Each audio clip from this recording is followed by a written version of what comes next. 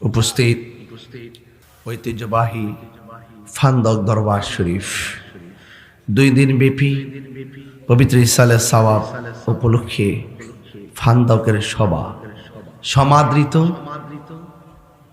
বৃহৎ আজিমুসান ঐতিহ্যবাহী ফান্দকের সভা সদারত করছেন আল্লামা মুফতি সৈয়দ সালেহ আহমদ মামুন আল হুসাইনি সাহেব মুদ্দাজিল্লুল আলী পেশা বুজুর ওয়া মুবাল্লিগিন উলামা ইকরাম উলামায়ে আহলুস সুন্নাহ সদ্য আমাদের কাছ থেকে আলোচনা করে বিদায় নিয়েছেন সহযোদ্ধা আল্লামা মুফতি হাফিজ মাওলানা গোলাম কিবরিয়া কাদরি মুদ্দাজিল্লুল আলী বসে আছেন আমাদের খান্দরা দরবার শরীফের পেশা বুজুর আল্লামা সৈয়দ জাকারিয়া কামাল জিয়াউল কামাল জাকারিয়া সাহেব মুদ্দাজিল্লুল আলী সহ ওয়া মুবাল্লিগিন উলামায়ে ইকরাম। আমি খুব পরিশ্রান্ত, অনেক পরিশ্রান্ত, তারপরও কমিটমেন্ট অনেক দিন আগে কবুল করেছিলাম, এই দরবারে আসবো, দাওয়াত গ্রহণ করেছিলাম। আমি আসতে পেরেছি, শুকরিয়া আদায় করছি। সবাই পড়ে একবার আলহামদুলিল্লাহ। লাখ কোটি দরুদ ও সালাম ওই নবীর নূরানি কদম মোবারকে, যিনি হায়াতুন নবী, নূর নবী, গায়েবের খবর দেনওয়ালা হুজুরপুর নূর সাল্লাল্লাহু আলাইহি ওয়াসাল্লামের উম্মত হিসাবে আল্লাহ পাক আমাদের সকলকে কবুল করেছেন। জোরে সুরে মহব্বতে পড়ুন আলহামদুলিল্লাহ। যতটুকু কথা বলবো, আজ দেখি অনেক উলামায়ে ইকরাম আছেন আমার পর আলোচনা করবেন, অনেক উলামায়ে ইকরাম এসেছেন। আমি আপনাদের কাছে দোয়া চাওয়া, দোয়া নেওয়ার জন্য এসেছি। দরবারের প্রত্যেক আওলাদের সঙ্গে, প্রত্যেক দরবারের নেতৃত্বে যারা আছেন, সাজ্জাদানুশীন যারা আছেন, আমাকে অনেক মায়া করেন। মায়া, ভালোবাসা, আন্তরিকতার ভিত্তিতে আহলুস সুন্নাত ওয়াল জামাতকে এগিয়ে নেওয়ার জন্য মাইনাস নয়, ম্যানেজ ফর্মুলায় আমরা কাজ করছি। আল্লাহর রহমতে ইতিমধ্যে অনেক সফল, সবার মধ্যে একটা চেতনা সৃষ্টি হয়েছে। দিন শেষে সুন্নিরাই সুন্নিদের আপন।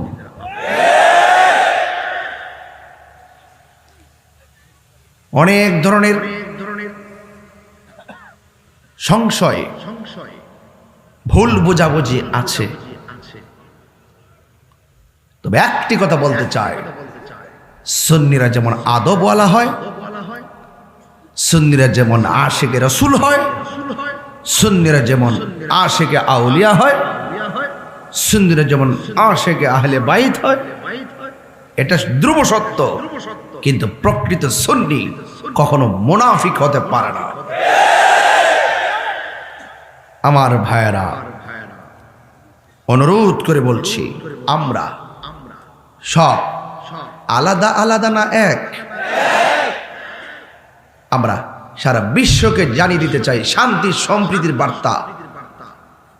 এই হেদায়েতের আলো, দ্বীনের আলো, সুন্নাহর আলো, হিকমতের মাধ্যমে, সুন্দর কথার মাধ্যমে, ধৈর্যের মাধ্যমে, আন্তরিকতার মাধ্যমে রন্ধ্রে রন্ধ্রে ছড়িয়ে দিয়ে এদেশের সার্বভৌমত্বকে রক্ষা করা, দেশদ্রোহীদের কাছ থেকে দেশকে রক্ষা করা একমাত্র শান্তিপ্রিয় দল আহলুস সুন্নাত ওয়াল জামাতের পক্ষে সম্ভব।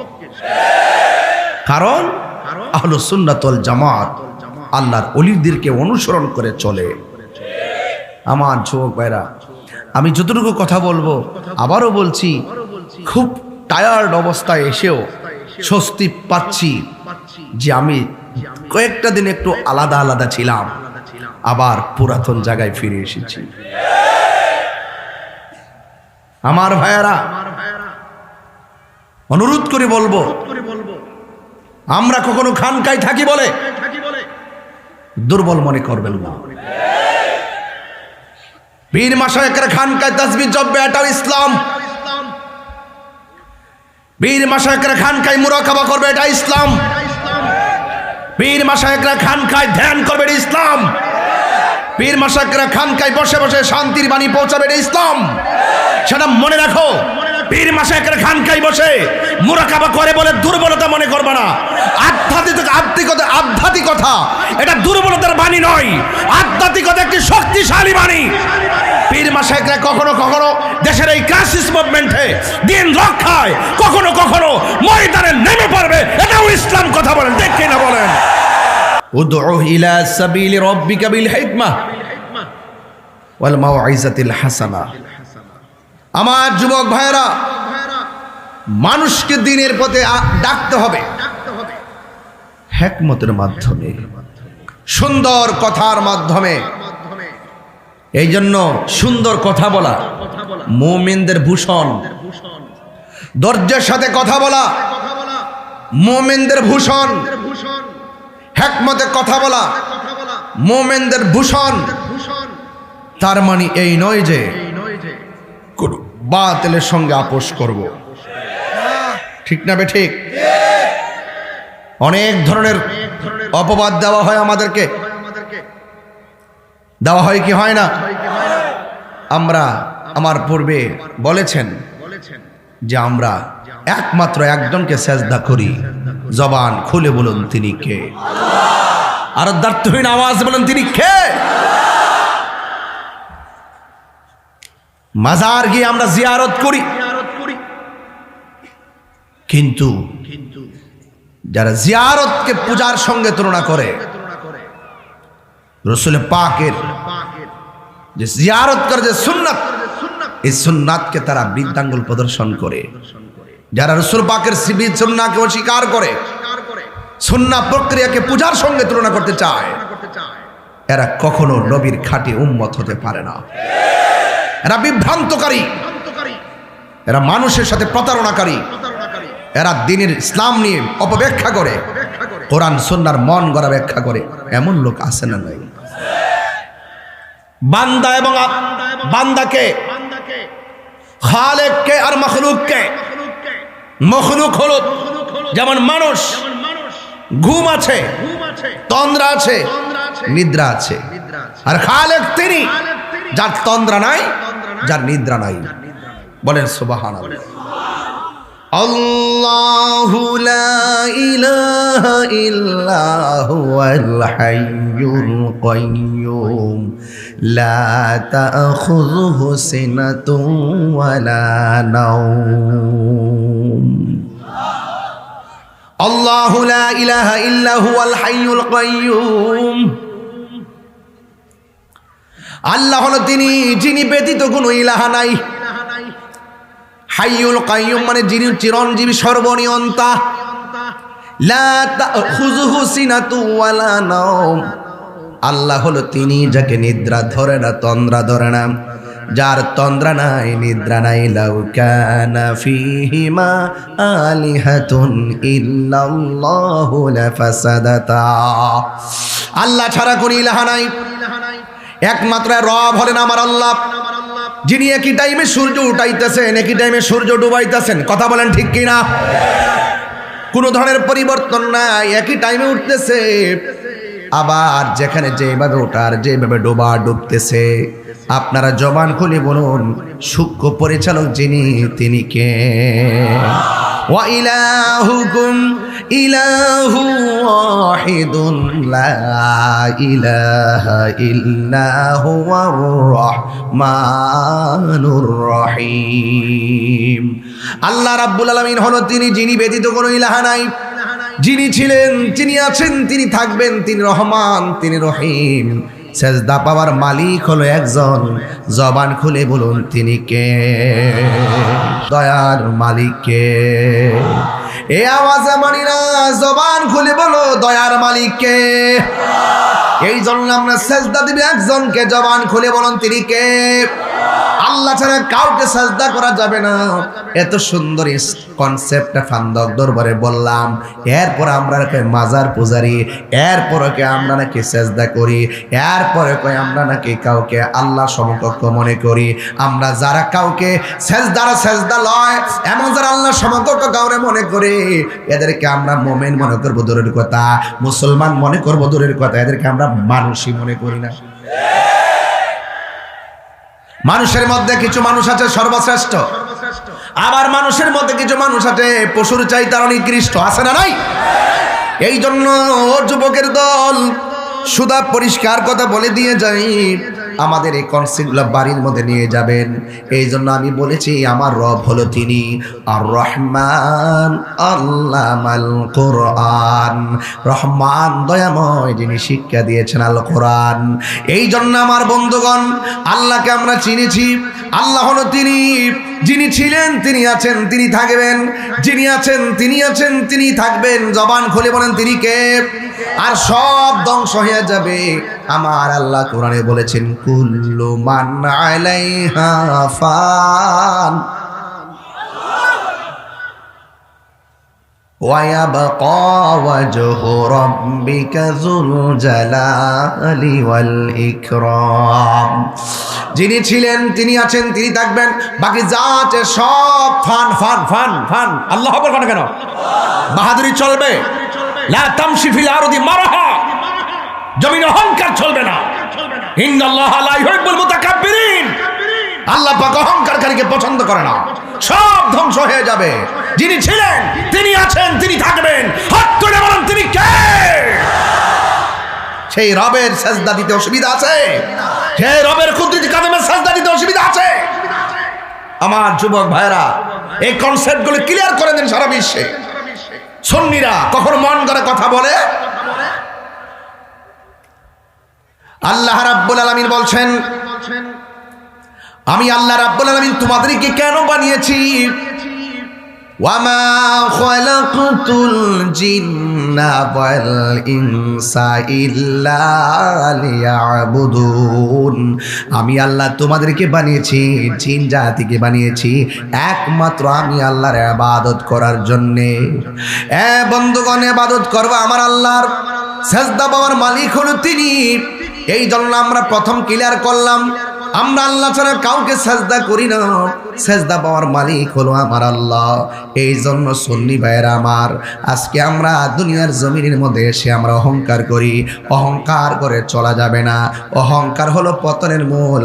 যুগে যুগে যারা অহংকার করে মুনাফিকি করেছে, তারা ডাস্টবিনের মধ্যে নিক্ষিপ্ত হয়েছে।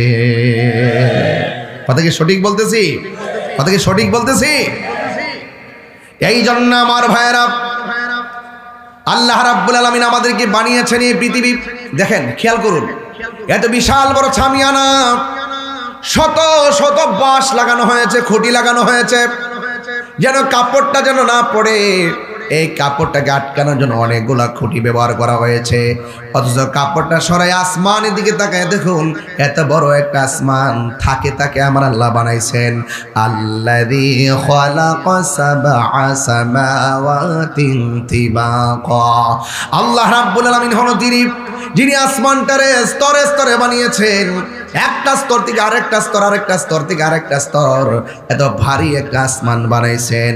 এই খুঁটি দেখেন, খুঁটি দিয়ে কাপড়টা টানাইলাম, অথচ আমার আল্লাহ আসমানটা বানাইছেন, একটা খুঁটিও ব্যবহার করে নাই। আপনারা জবান খুলে বলেন, খুঁটিবিহীন আসমানটারে বানিয়েছেন কে? আল্লাহকে চিনতে কি ভয় কোনো অসুবিধা আছে? আল্লাহকে ভয় করবেন, খবরদার। ভয় করবে একজনকে, তিনি কে? আল্লাহকে ভয় করলে লাভ আছে না নাই?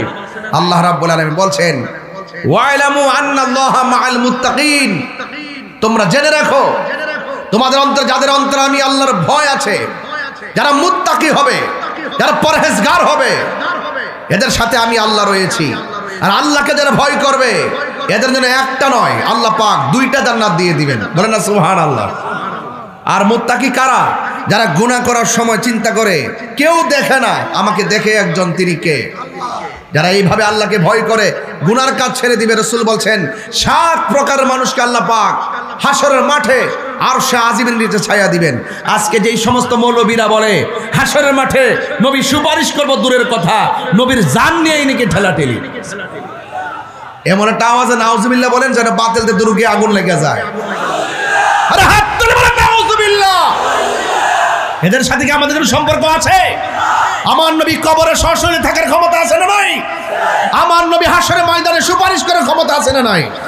যারা বলে নবী সুপারিশ করতে পারবে না, এটা মনে রাখো, এই আকীদা যারা পোষণ করো, তোমাদের রাসূল কথা বলবে না।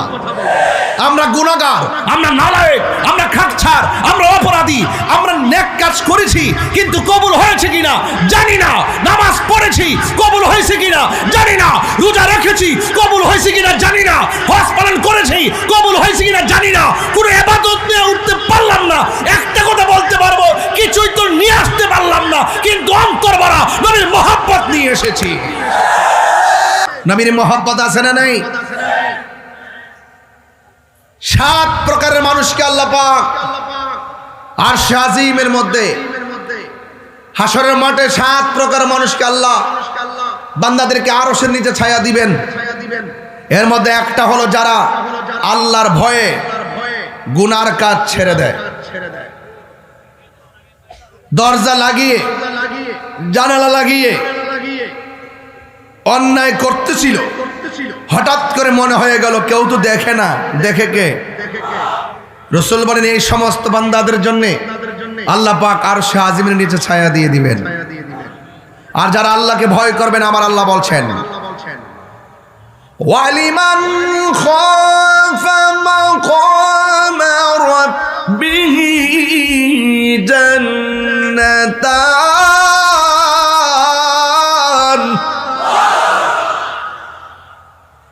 কোরআন শরীফ তেলাওয়াত করলে কি অসুবিধা হয়? আমি আর 5 মিনিট সময় পেলে কিবরিয়া সাহেবের বসায় কোরআন শরীফ শুনতাম।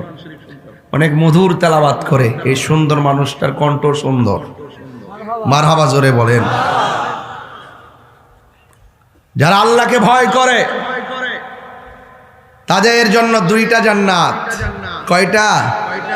এই জান্নাত আমরা চাই কি চাই না? দরকার আছে কি না? এই জন্য হাসরের মাঠে 7 প্রকারের মানুষকে আল্লাহ পাক আরশের নিচে ছায়া দিবেন। এর মধ্যে প্রথম উল্লেখ করা হয়েছে আদেল, ন্যায় বিচারক। আমাদের সমাজে কি ন্যায় বিচার এখন আছে? কথা কেন গেলে ন্যায় বিচার আছে? ন্যায় বিচার নাই, সব টাকার চাবিতে ঘুরে যায়। হাত তুলে বলেন, 3 বার বলুন ঠিক।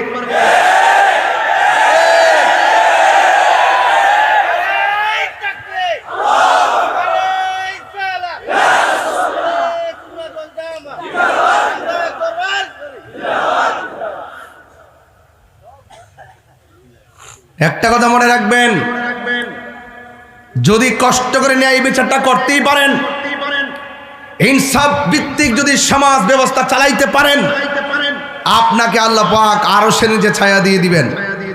এই সুন্দর সুমহান অফার মিস করেন না। আর যদি আপনি এই ন্যায় বিচার যদি অর্থের কাছে বিক্রি করে দেন, ইনসাফ যদি নীতি যদি আপনি অর্থের কাছে বিক্রি করে দেন, মনে রাখবেন তার জবাব হাসরের মাঠে কম না বেশি অপেক্ষা করছে। 2 নম্বর হলো আল্লাহ পাক ওই সমস্ত মানুষকে আরশের নিচে ছায়া দিবেন যৌবনকালে যার ইবাদত বেশি। যৌবন যার যুদ্ধে যাওয়ার সময়, তার যুবক দাঁড়াইলেই বাংলাদেশ হয়ে যায়। কথা বলেন ঠিক না বেঠে? এই যুবকগুলাকে অবজ্ঞা করা যাবে না। এই যুবকগুলা বহুত ইতিহাস রচনা করেছে। কথা বলেন ঠিক না বেঠে? তাহলে আমরা সেই আবাদত আমরা চাই কি চাই না? আজকে ফান্দক দরবার থেকে আপনাদেরকে সতর্ক করা হয়েছে, তোমাদের জন্য তো অনেক কিছু আছে, আদব রাখতে হবে, ঠিক নেই? ভদ্রতা রাখতে হবে। আর এই সময়টাতে ইখলাস রেখে যদি ইবাদত করতে পারেন, তাহলে আপনার জীবন পরিবর্তন হয়ে যাবে। আল্লাহ রাব্বুল আলামিন হাবিব বলেন, 7 প্রকারের মানুষের মধ্যে আরেক প্রকার মানুষ হলো আমার আল্লাহর হাবিব বলেন, যার দিলটা মসজিদের দিকে দেওয়ানা, যেই লোকটা জিকিরের জন্য পাগল, যেই লোকটা মসজিদের জন্য পাগল, এই মানুষটার জন্য আমার আল্লাহ আরশে আজিমের ছায়ার ব্যবস্থা করে রেখে দিয়েছেন।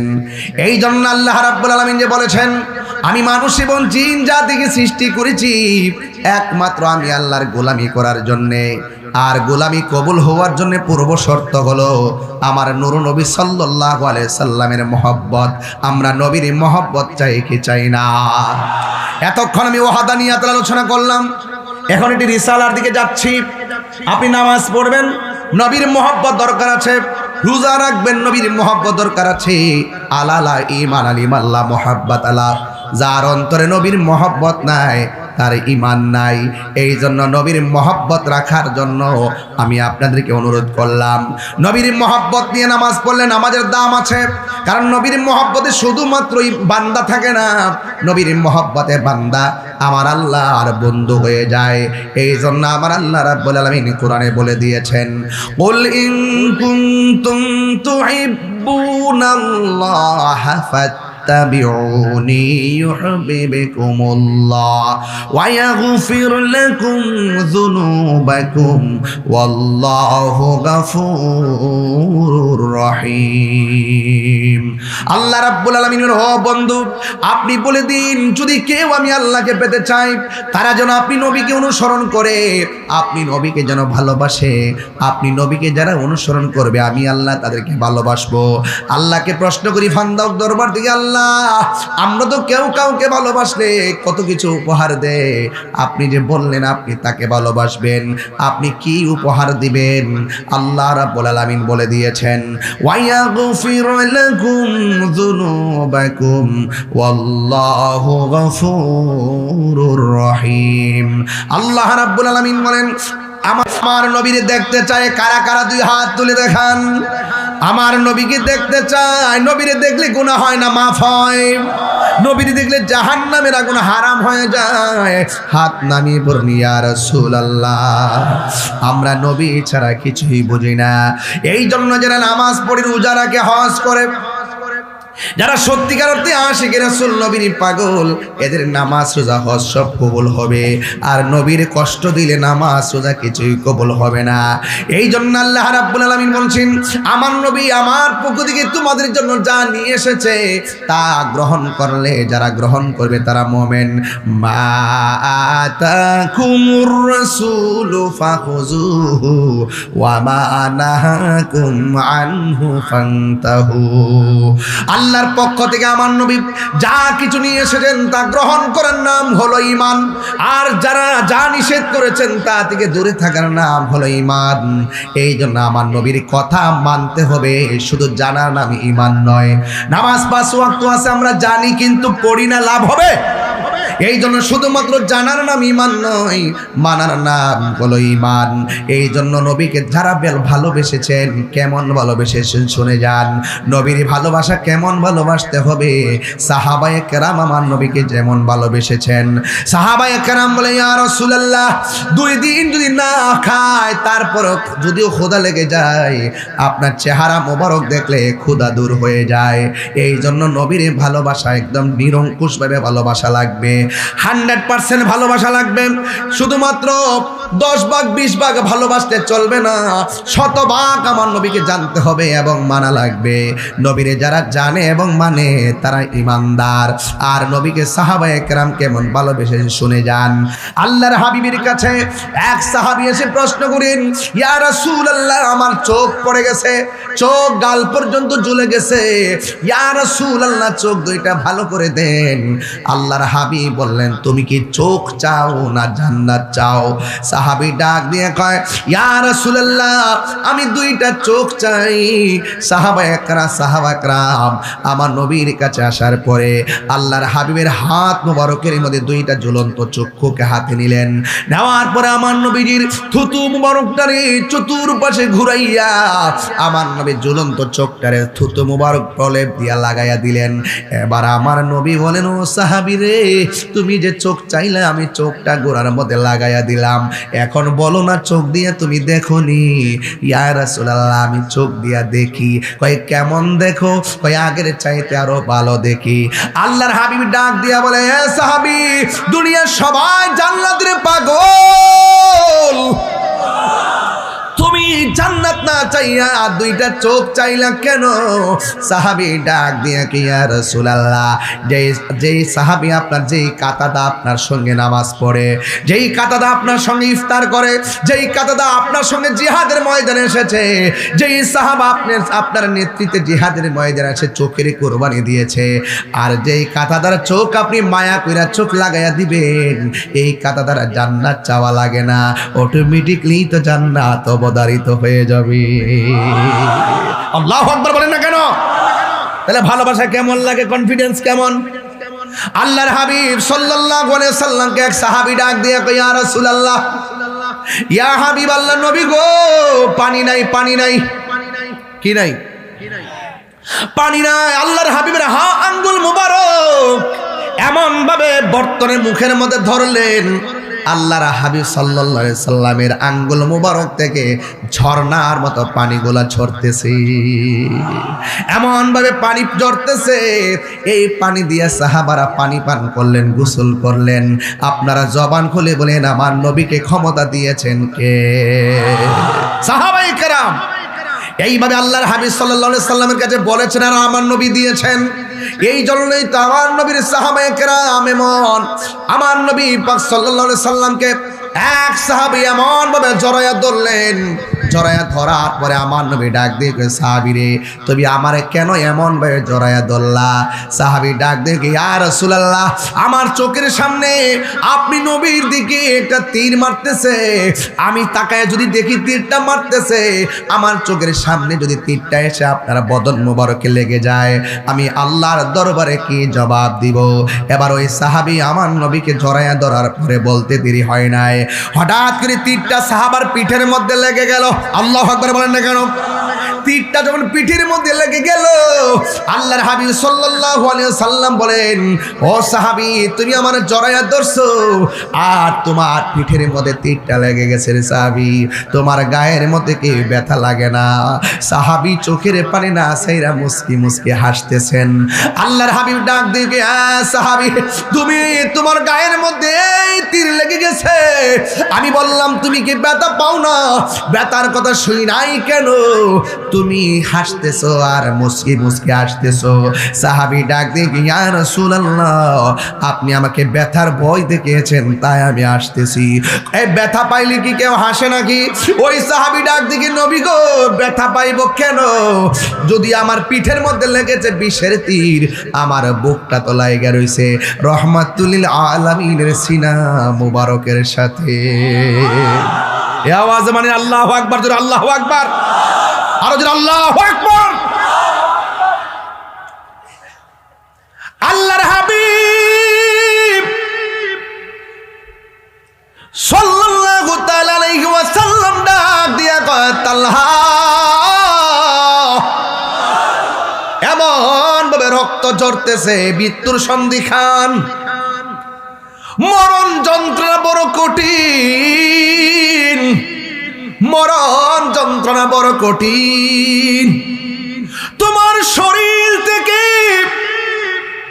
এমন ভাবে রক্ত ঝরতেছে, মনে হয় তুমি মৃত্যুর কোলে ঢলে পড়ছো। মরণ যন্ত্রণা বড় কঠিন, যাত্রীদের আঘাতের চাইতে আরো কঠিন। সাহাবীকে নবী ডাক দিয়ে কই, সাহাবীরে, মরণ যন্ত্রণা বড় কঠিন। এই কথা শোনার পর সাহাবী আরো বেশি বেশি মুস্কি হাসতেছেন। আমার নবী ডাক দিয়ে, সাহাবী, তোমার মরণের কথা বললাম, তুমি কেন চোখের পানি না ফালাইয়া মুস্কি মুস্কি হাসতেছো? সাহাবী কি ইয়া রাসূলুল্লাহ, আপনি আমাকে মরণের কষ্টের কথা বলেছেন, আমি মরণের সময় কষ্টের ভয় করি না, কারণ যার চোখের সামনে নবী দাঁড়ানো, যার বুকের মধ্যে আমার রহমাতুল লিল আলামিন ছড়ানো, তার সামনে আজরাইল আসবে, মরণের কষ্ট হবে তো দূরের কথা, রহমাতুল লিল আলামিন যার সিনায় মরণের যন্ত্রণা আর কষ্টের কথা এক সেকেন্ডও ভাবতে পারি না। কেউ পৃথিবীতে থাকবে না রে, কেউ থাকবে না। এই পৃথিবীতে কত মানুষ আইলো, কত মানুষ গেল রে, কত কিছু রইল, কিছুই তো নিয়ে যেতে পারলো না। কথা বলেন ঠিক কিনা? আল্লাহর ইবাদত, নবীর মহব্বত গলার মালা বানাইতে না পারলে ইহকালও বরবাদ, পরকালও বরবাদ হয়ে যাবে রে। এই জন্য আমার যুবক ভাইরা, আমি নবীর মহব্বতের আলোচনা করতেছিলাম। আগে ইবাদত, তার আগে মহব্বত, তারপরে ইবাদত। ওই নবীর মহব্বতটা কেমন হওয়া লাগবে? ওই নবীর মহব্বতের জন্য সারা বিশ্ব মাতোয়ারা, সারা বিশ্ব দেওয়ানা। নবীর মহব্বত এমন হওয়া লাগবে, জানের চাইতে কম না বেশি। আরো জোরে কোন, জানের চাইতে কম না বেশি। লা ইউমিনু আহাদুকুম হাত্তা আকুনা আহাব্বা ইলাইহি মিন ওয়ালিদিহি ওয়া ওয়ালাদিহি ওয়ান নাসি আজমাইন। ততক্ষণ পর্যন্ত মানুষ ইমানদার হতে পারবে না যতক্ষণ না মা বাবা, সন্তান সন্ততি, ওয়ান নাসি আজমাইন, সব মানুষের চাইতে আমার নবীকে যতক্ষণ কেউ ভালোবাসবে না ততক্ষণ কেউ ইমানদার হতে পারবে না। এই জন্য আমরা নবীকে জানের চাইতে বেশি ভালোবাসি, এমন ভালোবাসি টাকা দিয়ে আমাদের ঈমান কেউ কিনতে পারে না। আমাদের দেশে বহুত লোক তো বিক্রি হয়ে যায়।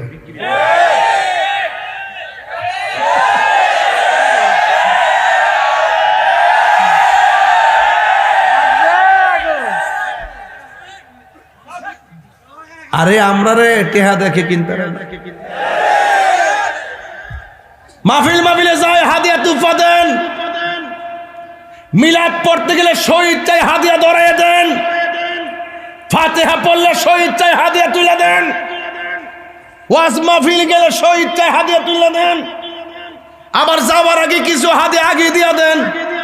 মনে মনে ভাবেন যদি না যায়,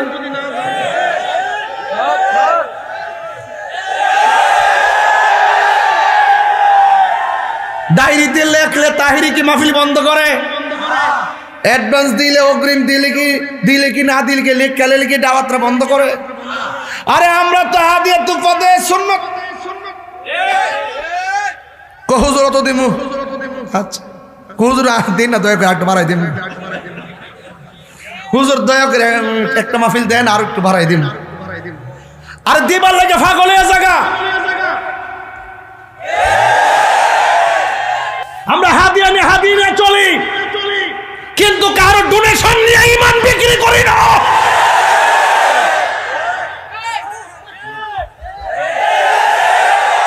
কথা কি রাইট বললাম? রাইট।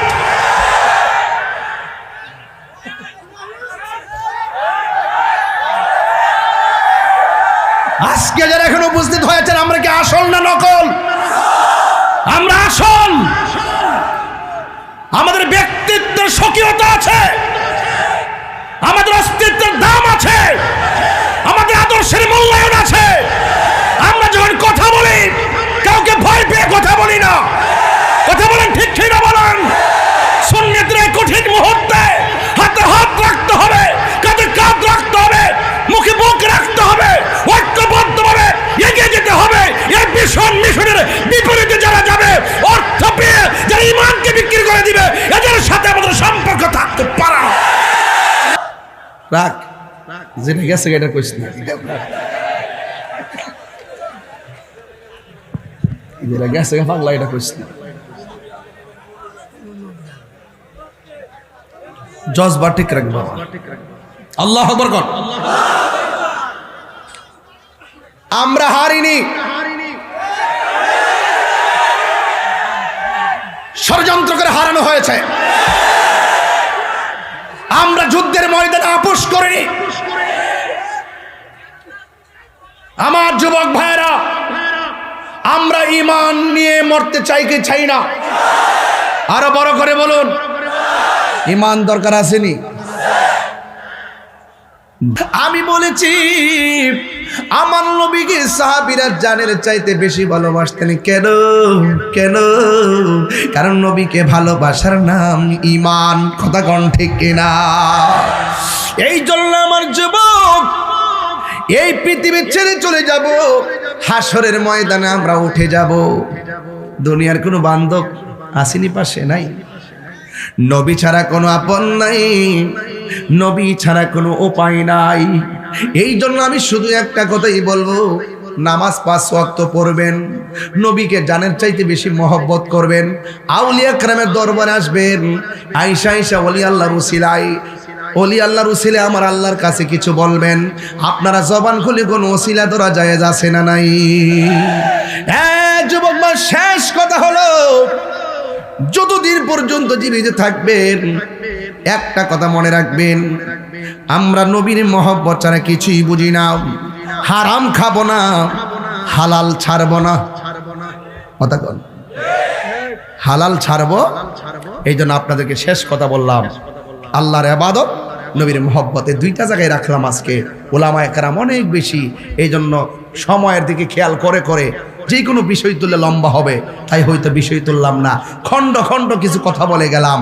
আর আপনাদের সবার কাছে খান্দক দরবার শরীফে যারা আছেন, মহব্বত করে আমাকে কিছু কথা বলার সুযোগ করে দিয়েছেন, সবাইকে আন্তরিক মুবারকবাদ, ধন্যবাদ জানিয়ে আপনাদের সবার খেদমতে একটু ভালোবাসা চেয়ে আর আহলুস সুন্নাত ওয়াল জামাতকে ম্যানেজ করে অনেক দূরে এগিয়ে নেওয়ার জন্যে আমরা যেন সবাই ঐক্যবদ্ধভাবে যেন একসাথে থাকি।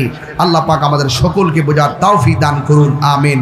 আসসালামু আলাইকুম ওয়া রাহমাতুল্লাহি ওয়া বারাকাতুহু।